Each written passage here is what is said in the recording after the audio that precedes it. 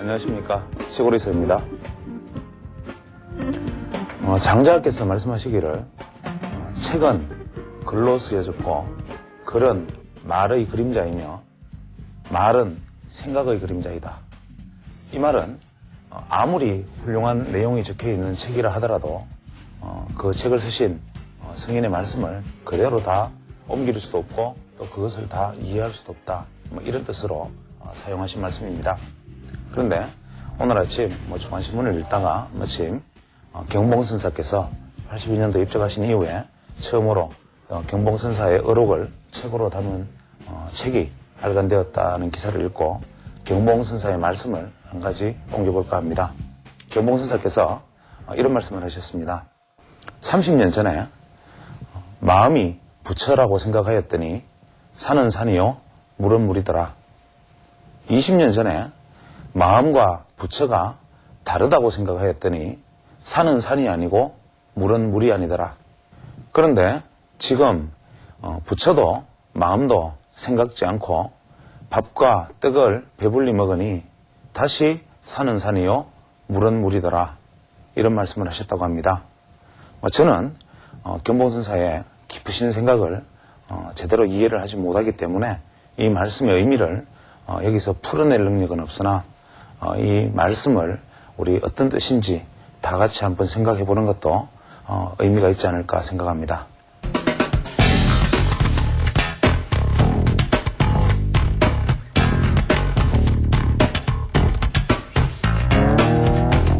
우리가 그 주식 투자의 어떤 본질이라는 측면에서 놓고 볼 때, 일봉이다, 혹은 어떤 주봉이다, 이라는 어떤 봉의 패턴, 혹은 이동평균선, 그 다음에 추세, 일목균형표, 파동, 각도, 이런 어떤 모든 것들이 시줄과 날줄로 얽혀 있을 때 의미가 있는 것인데, 예를 들면 봉이면 봉, 이평선이면 이평선, 각도면 각도, 파동이면 파동, 이거 하나를 가지고 그 안에서 매매에 어떤 임한다는 것은 아무런 정말 그 주식 투자에 있어서 어떠한 가치도 없는 것이죠.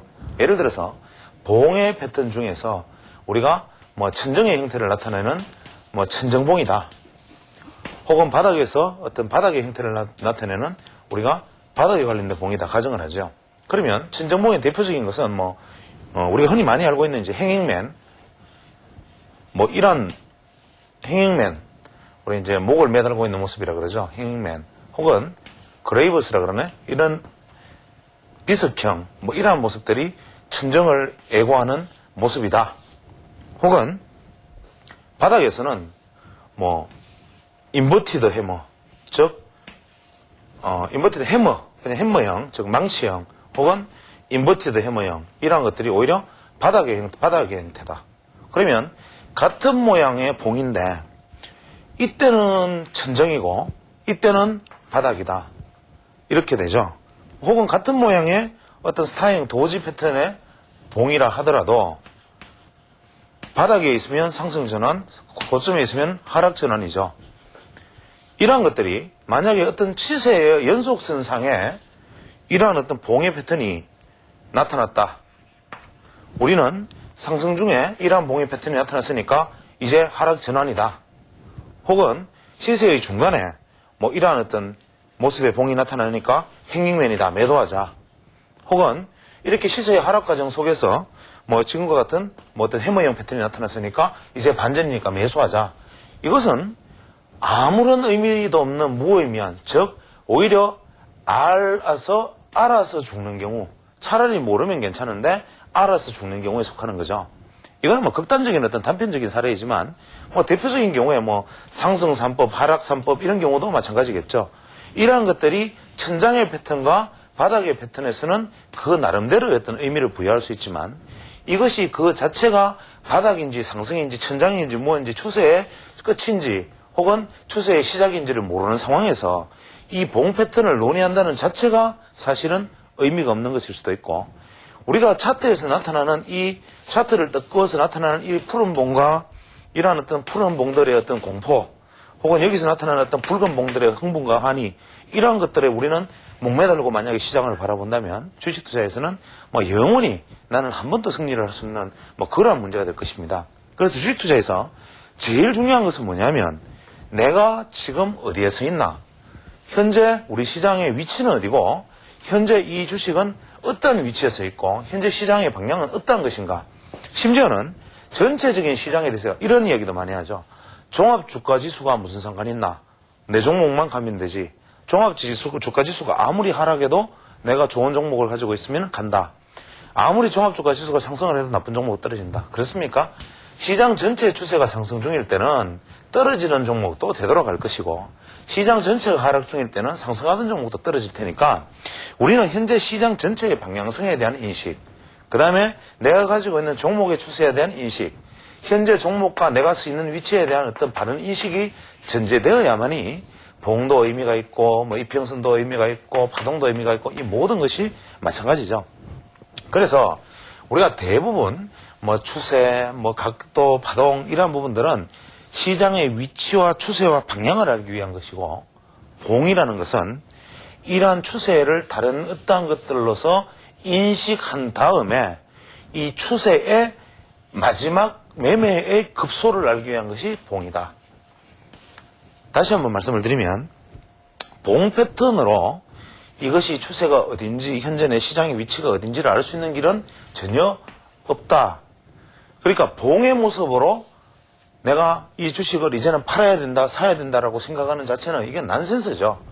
그래서 봉이라는 것은 매매 의사 과정은 이 전체적인 어떤 파동으로 보든 이평선으로 보든 각도로 보든 일맥균형표로 보든 뭐 어떠한 방식으로 보든 시장 전체에 대한 위치를 고점의 영역이다, 저점의 영역이다, 혹은 지속의 영역이다 하는 것을 먼저 판단이 내려지면, 내가 판단한 고점 영역이라는 것이 어떠한 다른 시각으로 확인이 되었을 때 우리가 실제로 매매를 실제로 결행할 수 있는 시간은 1시간 내외다.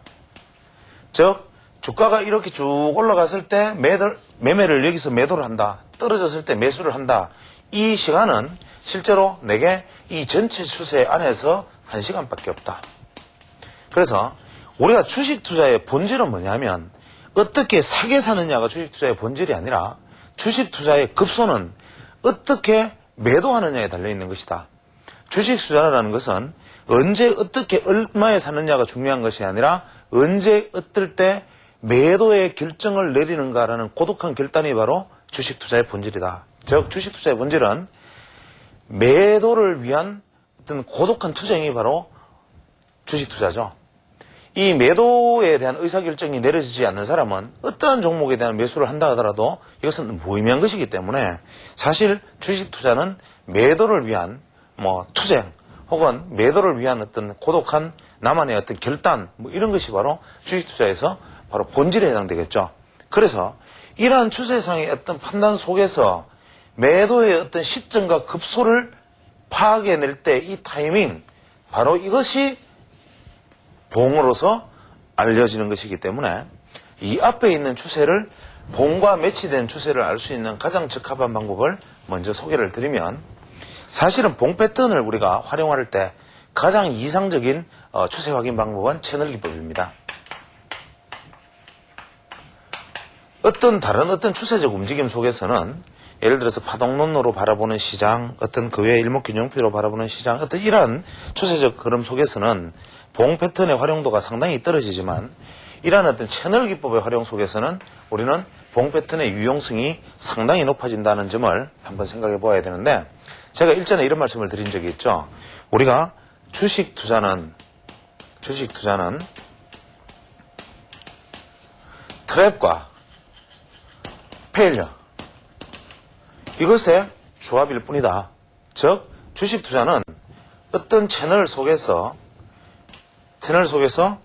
추세가 붕괴되느냐, 혹은 되돌아 들어가는 트랩을 만드느냐, 혹은 가야 되는 시점에서 가지 않고 꺾이는 이 페일링이 일어나느냐, 이게 페일링이 일어나는 이 시점, 이것이 페일링이냐 아니냐를 아는 것, 이것이 트랩이 아니냐 트랩이냐 이것을 아는 것, 이것이 바로 주식 투자의 본질이다.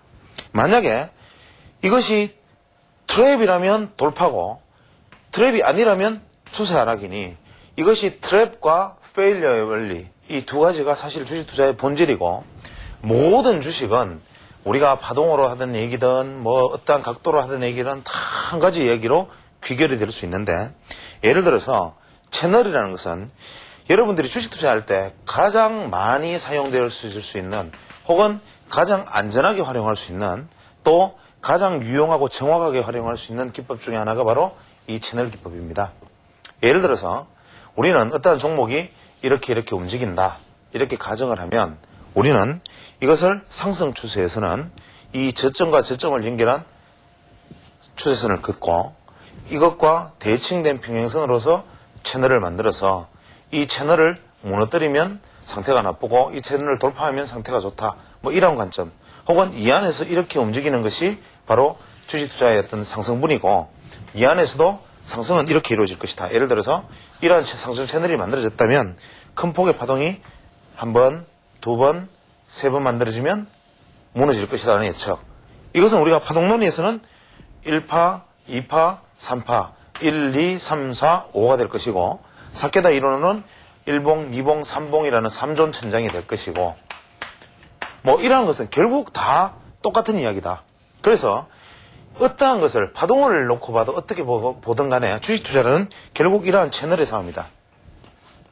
이제 꺾이면, 여기서 이렇게 꺾여 나가면 다시 한 번, 두 번, 세 번, 즉 3천 사케다에 하락에서도 1, 2, 3, 4, 5파, 이것을 전체 합해서는 뭐 1, 2, 3파 뭐 이렇게 나눌 것이고, 다시 여기서는 횡보가 뭐 있다고 가정하면 횡보 속에서도 이러한 횡보 다음에 또 어떤 새로운 상승 추세, 이것이 주식 투자의 가장 기본이고 ABC다고 가정을 한다면, 우리는 채널만을 딱 놓고 본다면 사실 복잡한 엘리어트 파동도 우리는 알 필요도 없고, 뭐 복잡한 이리저리 복잡한 추세도 알 필요 없고, 더 황당한 일목균형표도 볼 필요가 없고, 이 채널 속에서 봉의 패턴만 보면, 이 채널 속에서 봉의 패턴만 보면 우리는 주식 투자를 그대로 적용할 수 있지 않겠나, 이런 생각들을 해온 사람이 많죠.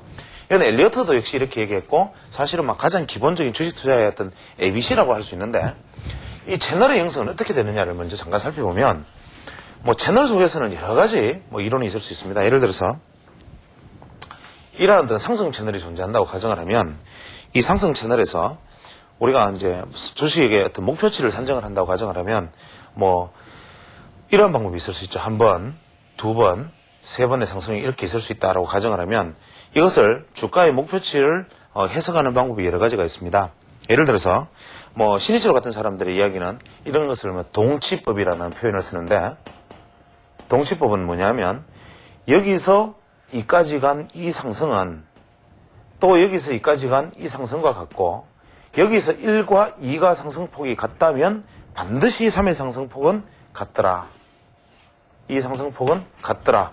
이것을 예상할 수 있다. 즉, 이 상승과 이 상승이 같다면 이 상승은 같다. 이런 것을 우리가 동치법 뭐 이렇게 불러서 상승의 목표치를 예단할 수 있고, 여기서 봉의 패턴이 뭐 이렇게 나타나면 즉각적인 1시간 이내에 어떤 매도가 나타나야 된다. 그 다음에 뭐 예를 들어서 기폭법이라 그래서 이런 경우도 있죠. 예를 들어서 이러한 어떤 상승 채널이 존재한다면, 이것이 다행히 주가가 쉽게 뭐 이렇게 움직여주면 되겠지만, 이것이 주가가 이렇게 움직이지 않고, 만약에 주식이 이러한 어떤 상승 채널 속에서 주가가 어떻게 움직이느냐, 이렇게 움직인 다음에 뭐 이런 식의 어떤 횡보를 해서 또 이렇게 갔다. 그랬을 때는, 그러면 현재 이 폭과 현재 이 전체 폭이 같이 목표치가 나오느냐, 그것이 아니라 횡보 구간은 제외하고 이 상승폭과 이 상승폭은 같다. 이것이 우리가 이제 회귀에 대한 이론으로서 역시 동시법에 해당되는 것입니다. 또 만약에 뭐 이런 것도 있을 수 있죠. 뭐 어떤 우리가 패턴이 처음에 출발할 때 이 출발한 패턴이 뭐 이렇게 가준다면, 우리는 이 종목에 있어서 목표치는 여기서 이쯤에 왔을 때, 벌써 이쯤에 왔을 때 이 저점에서 이 폭과 이 폭 사이를 중심으로 하는, 여기서 여기까지 삼각형을 두 개를 만든다. 즉 이것을 점으로 이 중간선을 점으로 하는 점을 찍은 다음에, 이 점과 이 점이 만드는 삼각형과 대응하는 삼각형을 만약에 똑같이 만들어준다면 이렇게 만들어준다면 이 삼각형의 꼭지점, 이것이 바로 상승의 목표치다. 뭐 이렇게 볼 수 있는 방법도 있고, 다양한 어떤 목표치에 관련된 이야기들이 있죠.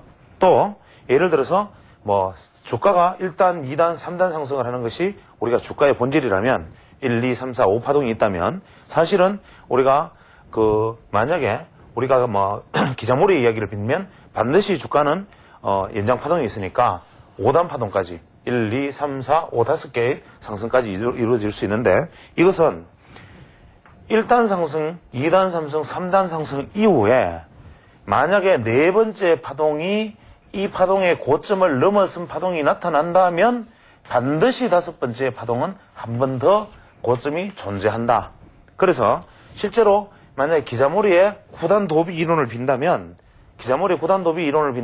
2, 3, 이까지는 정상적인 패턴인데, 이것을 만약에 넘지 못하면 여기서는 반드시 최소한 2단 내지 3단의 하락이 존재하고, 여기서는 이러한 넘지 못하는 과정에서 이러한 패턴이 나타나면 이것은 매도가 되고, 매도의 급소, 즉 주식투자에서 뿐만 아니라 선물에서는 매도, 주식에서는 청산의 목표가 되고, 만약에 하나 둘 셋 이후에 네 번째 파동이 넘어서는 파동이 나타나 준다면 반드시 이것을 넘는 다섯 번째 파동은 꼭 존재한다. 이것이 기자몰이의 9단 도비의 핵심 이론입니다.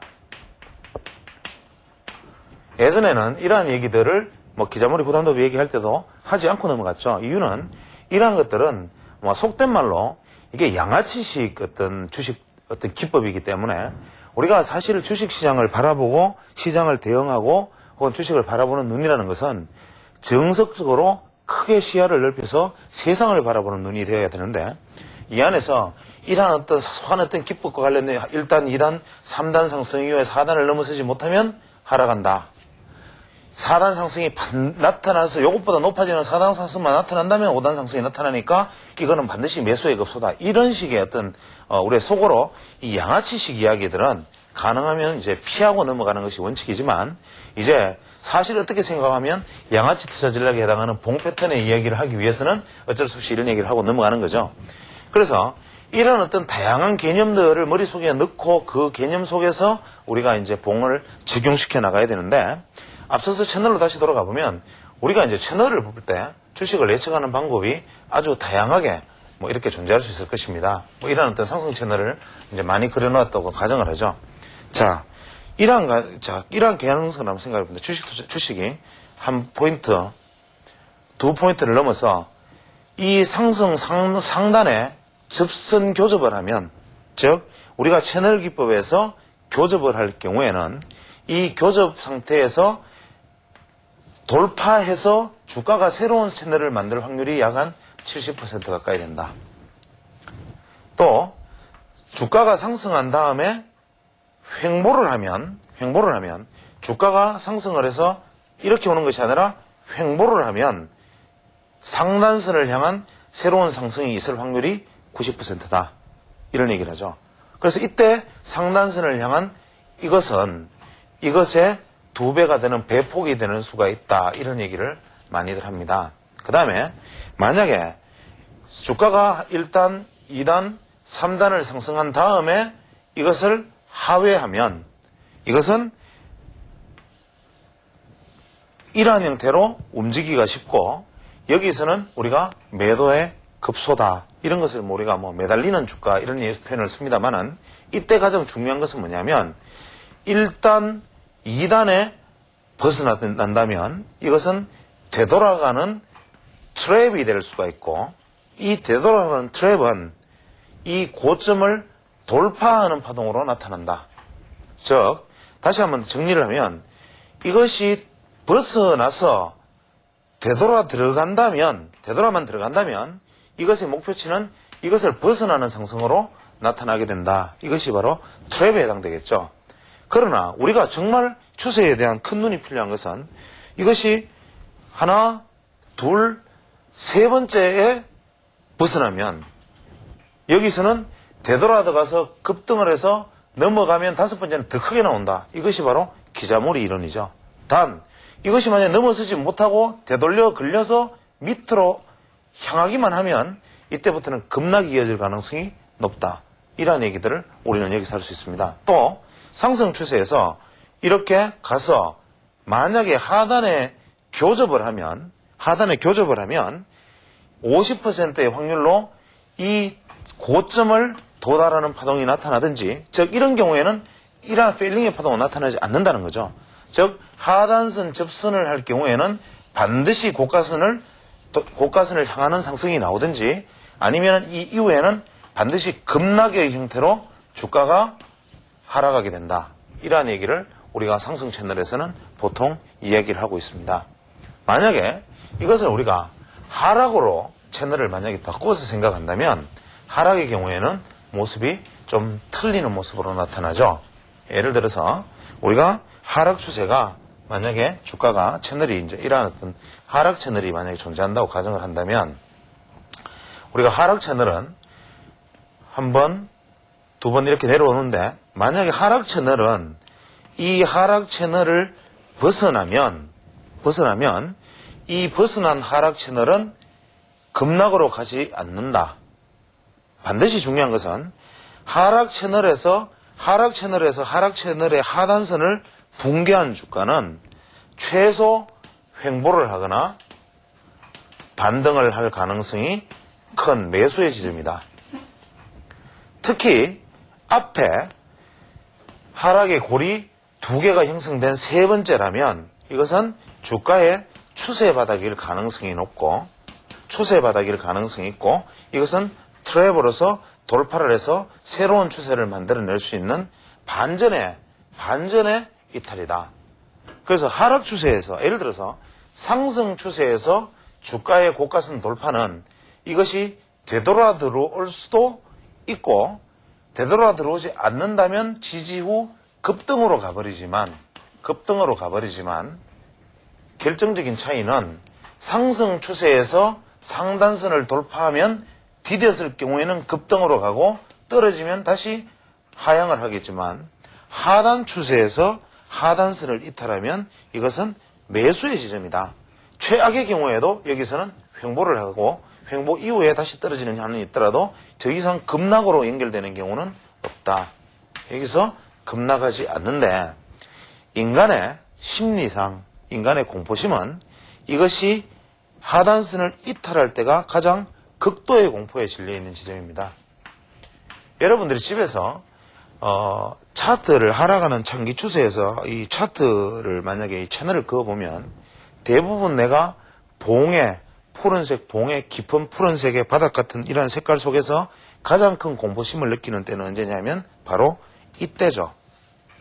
사실 음봉이 3개 연속 발생하면 매수하자라고 얘기해서 여기서 매수를 했는데 웬걸 툭툭 더 빠져버리는 경우는 바로 이 채널 내에 매수가 이루어졌기 때문이고, 이 채널을 벗어나는 이 급락은 하나, 둘, 셋, 넷, 5개까지 올 수도 있고 3개에서 끝날 수도 있지만, 이 채널을 벗어날 때의 음봉은 이것은 바로 추세 바닥을 형성할 가능성이 높은데, 이 추세 바닥은 앞서의 파동을 먼저 살펴보면 된다. 이런 얘기를 할 수도 있죠.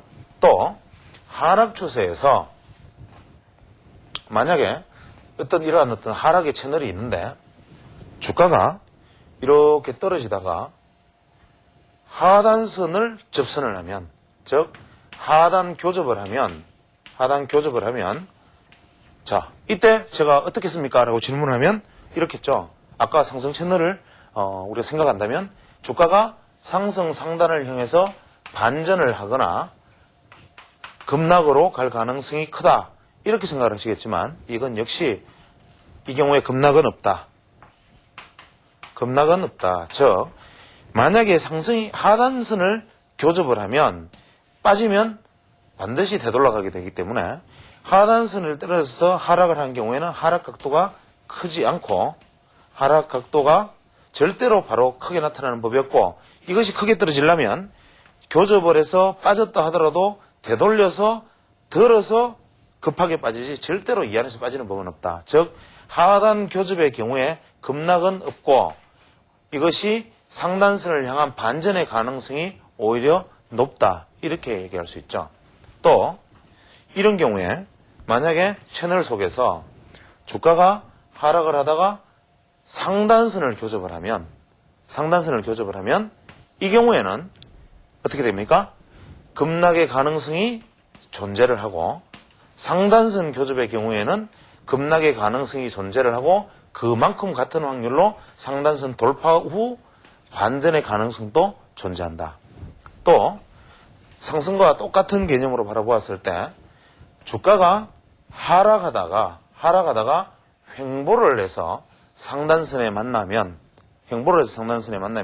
주가가 급락할 가능성이 크다. 반대로 이렇게 하락하던 주가가 이것을 돌파를 하면 이것은 이 되돌아오는 즉 상단선 내로 회귀하지 않는 한 주가는 바닥을 찍고 반전할 가능성이 크다. 단 이것이 주가가 회귀를 할 경우에는 하락할 가능성이 존재하기 때문에 이것을 일단 우리가 돌파하면 이점에서는 매수를 충분히 하고 손절매가 가능한 여기서는 증거장이다. 또 만약에 주가가 하락 채널 속에서 주가가 만약에 돌파를 해서 벗어나는 횡보를 보인다면 하락은 제한적이고 여기서는 추세 반전으로 상승으로 갈 가능성이 훨씬 크다. 이런 식으로 다양하게 채널 안에서도 우리는 정리를 해볼 수가 있죠. 또 채널이 붕괴하기 전의 신호는 상승 채널과 하락 채널이 같은 상황이지만 상승 채널도 마찬가지, 하락 채널도 마찬가지지만 채널이 붕괴하기 위해서는 페일링이 존재한다. 여기서 말하는 페일링이라는 것은 이렇게 가는 것이 원칙인데 다 못 가고 꺾이면 즉 여기서 페일링이 일어나면 여기서는 트랩을 기대하지 마라. 이것은 추세의 전환일 가능성이 크다. 하락일 때 이렇게 떨어지다가 이렇게 돌파를 하면 여기서 페일리어가 일어나면 이것은 다시 급락해서 되돌아오려고 기대하지 말고 그대로 전환될 것이라고 생각해야 한다. 이것은 페일리어의 원리다. 트랩의 원리는 이 두 번째 파동 안에서 나타나는 것은 트랩의 가능성이 있고 세 번째 파동에서 모자라는 파동은 페일이 되고 첫 번째, 두 번째 파동에서 밑으로 이탈하는 것은 트랩이 된다. 자, 지금 이렇게 몇 가지 사례를 이런 식으로 사례를 들려면 아무리 못 들어도 최소한 한 100가지 사례는 들 수 있겠지만 지금 제가 말씀드린 것이 들어보면 그저 그렇고 그런 얘기처럼 들릴지 모르지만 사실은 이것이 바로 파동의 이야기이기도 하고 또 이것이 각도의 이야기이기도 하고 또 이것이 추세의 이야기이기도 하고 어떻게 생각하면 주식 투자의 모든 경우의 전부이기도 합니다. 우리는 어떤 사물을 바라볼 때 밥이다 그러면 냄새가 좋다라고 말하는 사람, 빛깔이 곱다고 말하는 사람, 아주 부드럽다고 말하는 사람, 맛이 좋다고 말하는 사람 다 다르지만 이 사람들이 표현하는 주 대상은 밥에 관한 성격이죠.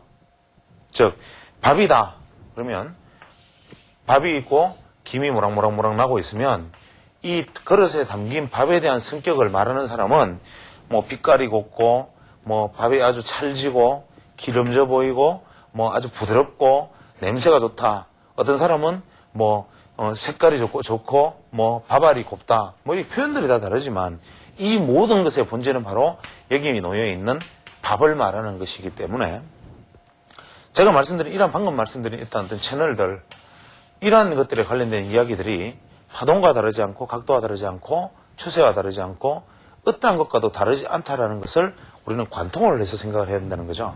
그래서 항상 사유는 관통하고 넓고 멀리 내다보아야 하는데 만약에 이러한 어떤 채널 관점 이러한 것이 아니더라도 우리는 이러한 어떤 목표치를 산정할 수도 있습니다. 예를 들어서 똑같은 어떤 채널성의 어떤 주가 상승이 있다고 존재를 하더라도 우리가 목표치를 이렇게 생각할 수 있죠.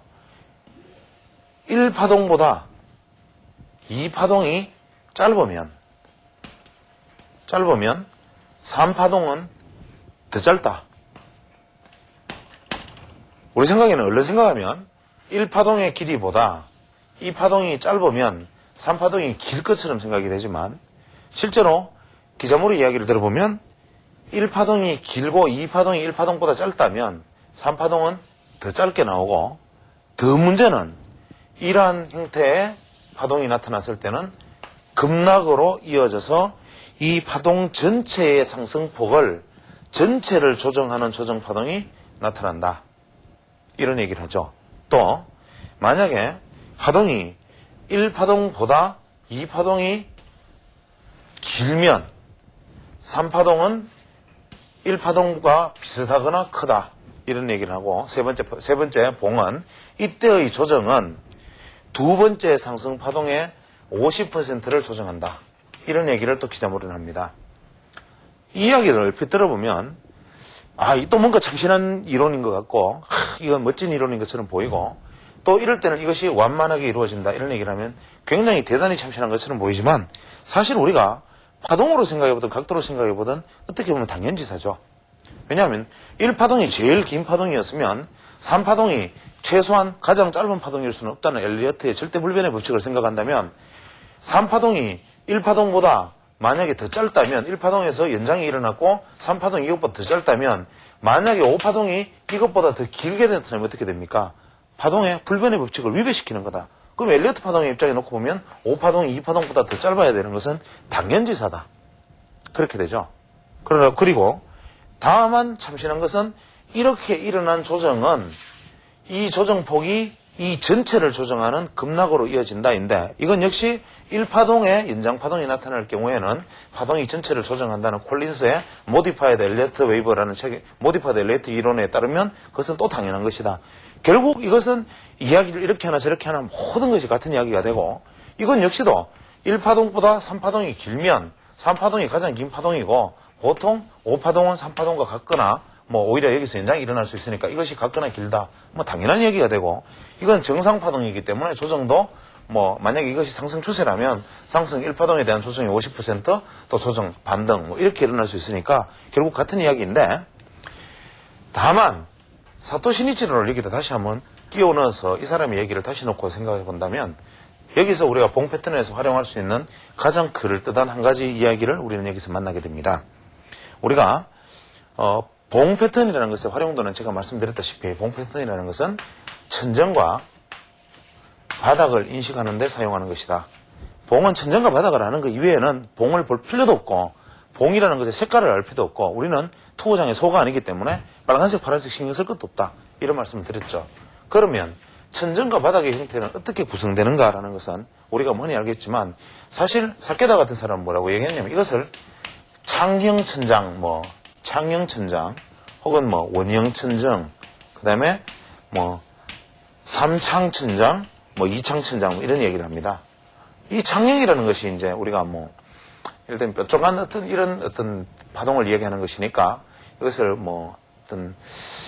굳이 설명을 하자면 쇠기형 혹은 일자형 천정 형태 이런 것을 이야기하는 것일 텐데 이분이 신이치로가 어쨌든 조사해본 바에 의하면 아주 재밌는 것이 있습니다. 즉 이 말은 저도 상당히 공감을 하는데 창형 천정 즉 이렇게 1점 바닥 1점 천정이 이루거나 이렇게 상승을 해서 이렇게 이루거나 간에 혹은 이렇게 횡보를 해서 이렇게 이루거나 간에 고점이 창형 천정을 이루는 경우에 조정은 1단 조정이 급격한 급락 조정으로 보인다. 급격한 1단 조정을 보이고 2단 조정은 완만하다. 이런 얘기를 하죠. 그러면 이러한 창형 천장, 즉 1점 천정이 만약에 있을 것으로 예상이 된다면 이 고점에서는 신속하게 버리지 않으면 이미 매도의 시기를 다 놓쳐버리고 이제 와서 여기에서는 이러지도 저러지도 못하고 지지부진하게 끌려가는 상황이 되기 때문에 굉장히 주의해야 한다. 만약에 이러한 어떤 삼봉천장이나 이러한 어떤 이중천장, 이러한 형태를 보였을 경우에는, 혹은 뭐 원형천장 이런 형태를 보였을 경우에는, 일단 하락은 완만하고, 2단 하락이 급격하다. 이런 얘기를 하죠. 참 한번 새겨볼 만한 얘기이고, 현재 여러분이 가지고 계시는 HTS에서 각 종목별로 다 한번 사례를 보면, 뭐 증권주, 뭐 혹은 뭐 삼성전자, 뭐 각종 이런 종목들을 다 한번은 검색을 해보십시오. 해보면 이러한 고점을 형성했을 경우에는 예외 없이 급락 후 횡보 조정 후에 횡보로 가는 하락각이 둔화되는 모습을 보이고, 이러한 진정을 보일 경우에는 아주 완만한 형태의 조정 이후에 뒤늦게 급락하는 형태를 보이게 되는데, 이 이유는 뭐 이따 나중에 설명하기로 하고, 그렇다면 이게 말이 되느냐? 왜? 이게 창녕천정인지 이중천정을 형성할 것인지 삼중천정을 형성할 것인지 이걸 어떻게 미리 아나? 즉 창녕천장일 경우에 1차가 급격하다는 것은 좋다. 설명을 들어보니까 내 고개를 끄덕하겠는데, 문제는 이렇게 가놓고 나중에 이렇게 오면 어떡하나? 그러면 그때는 이렇게 완만해진다면서 이걸 어떻게 알아? 이야기를 질문을 하실 겁니다. 그랬을 때 제가 여기서 드릴 수 있는 답변은 뭐냐 하면, 지난번에 제가 각도론적 관점에서 우리 천정은 패턴을 생각해보자 그랬죠. 급격하면 천정은 급락하고 되돌아가서 조정을 보이니까 이중천정 형태를 만들어줄 거다. 그러면 현재 우리 시장은 천정의 모습을 어떻게 예상할 수 있느냐? 감히 말씀을 드리면 우리는 하여튼 어떻게 이게 되돌아가더라도 급격하게 무너지는 조정은 없다. 나중에 중계적으로. 만약에 900포인트, 1000포인트까지 나중에 시장이 되돌아가면, 반드시 되돌아가면 그 이후에 또다시 급락으로 가는 경우는 없다. 왜? 이중천장을 형성하니까.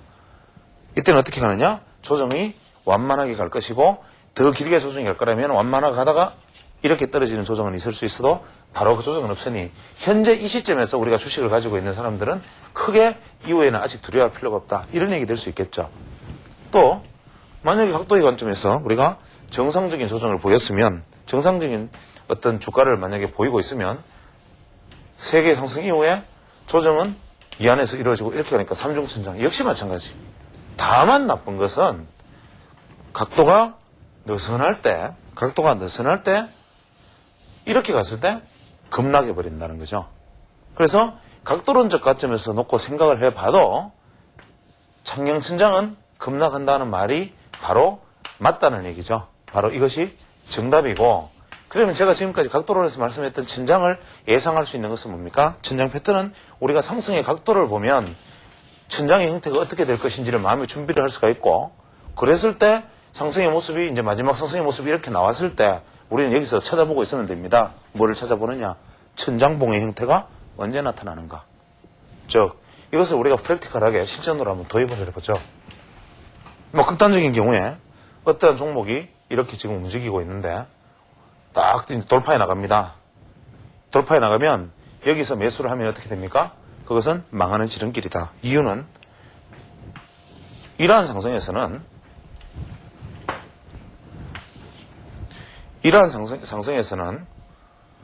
이렇게 상승을 했을 때 우리 매수는, 특히 결정적인 매수는 여기와 이 돌파할 때 매수지만, 이것의 고점은 어떻게 됩니까? 여길지는 모르지만 급락을 하게 된다. 그래서 우리 각도론에서 예전에 해왔던 이야기고, 그런데 요게 고점일지 어떻게 알아? 이건 어떻게 하나? 뭐 다시 각도론의 쪽 입장에서 천장을 얘기했다면 진짜 그럼 매도의 급선은 어디냐? 이럴 때 바로 봉, 이것을 사용을 하는 것이죠. 그래서 우리가 봉이란 무기는 언제 쓰느냐? 바로 이럴 때 쓰는 것이다. 예를 들어서 이럴 때 여기서 흔히 말하는 하락 3법이 나타났다고 가정을 하지요. 그러면 이론상은 어떻게 됩니까?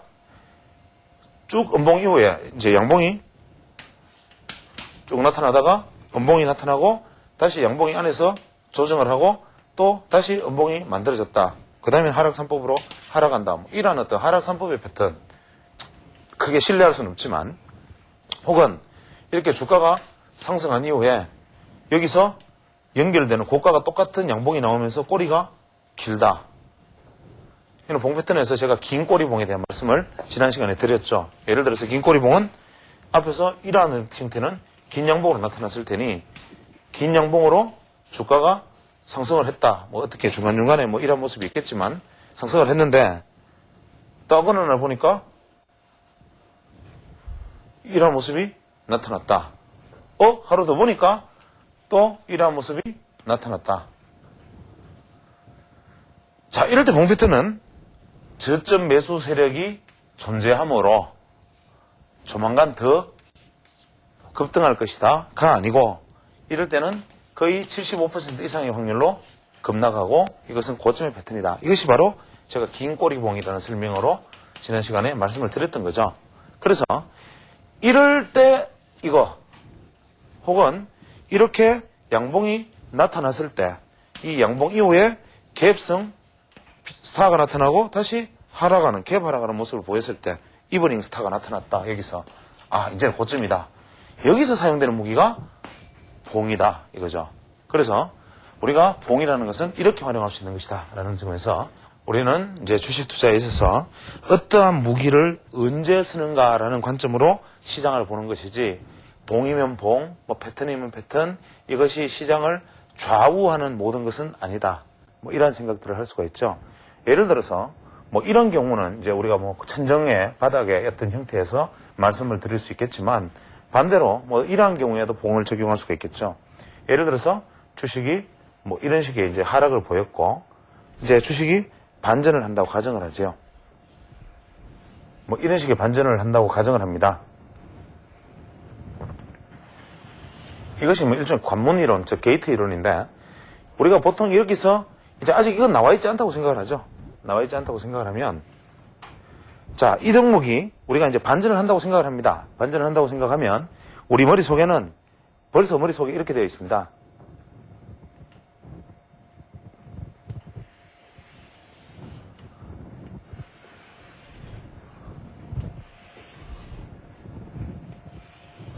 이미 이것이 그어지는 거죠. 주식 투자에서는 이것이 바로 게이트다. 관문이죠.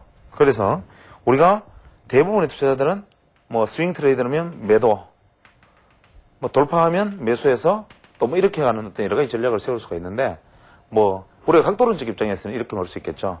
내가 예를 들어서 주가가 급락을 했을 때 우리 시장이 뭐 바로 불과 그랬죠. 700포인트까지 급락했죠. 급락 이후에 이것이 급등으로 이어지려면 조건이 딱 하나가 있다.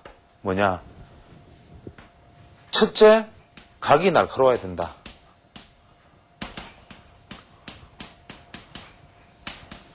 반드시 각도가 날카로워야 된다. 두 번째, 직전 고점, 직전에 고점을 쉴 새 없이 조정 없이 돌파해야 된다. 돌파해야 되고, 세 번째, 돌파 후 눌림목이 얕아야 된다. 이 세 가지 조건을 충족을 시켜야 됩니다. 반드시. 그래서 우리가 현재 우리 주식시장이 뭐 700포인트 팍 급나간 다음에 지금 거의 800포인트까지 되돌리고 있습니다만은 이것이 예각이어야 한다. 반드시 예각이어야 한다. 그 다음에 직전 고점까지 바로 돌파해 나가야 되지. 이중바닥을 형성해서는 절대로 안 된다. 즉,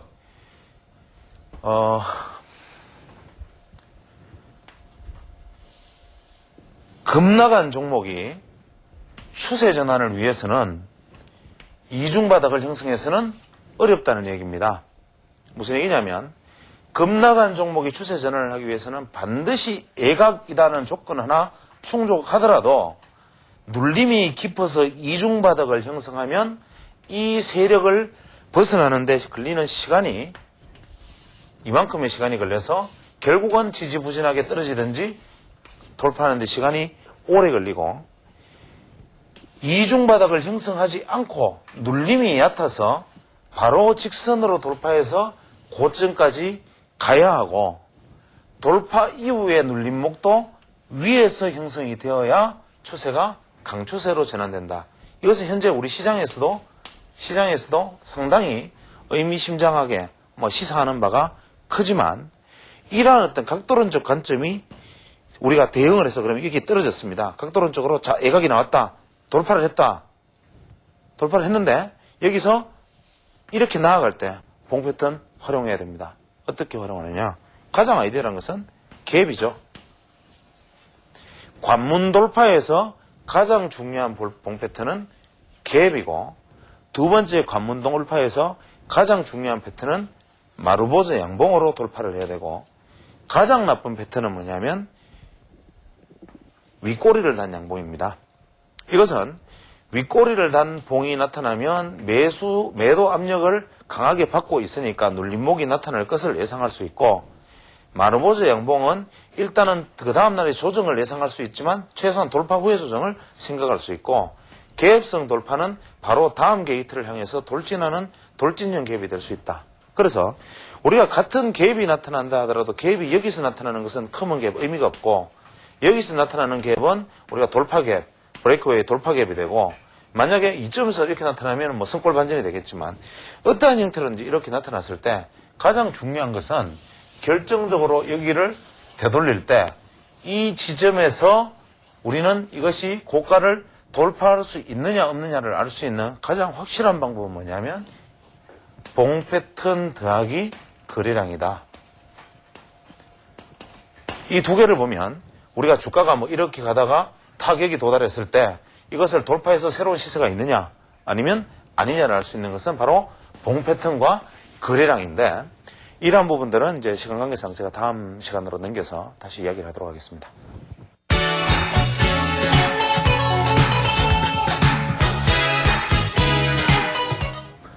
요즘 모 대기업의 공격적 경영이 시장에 화제가 되고 있습니다.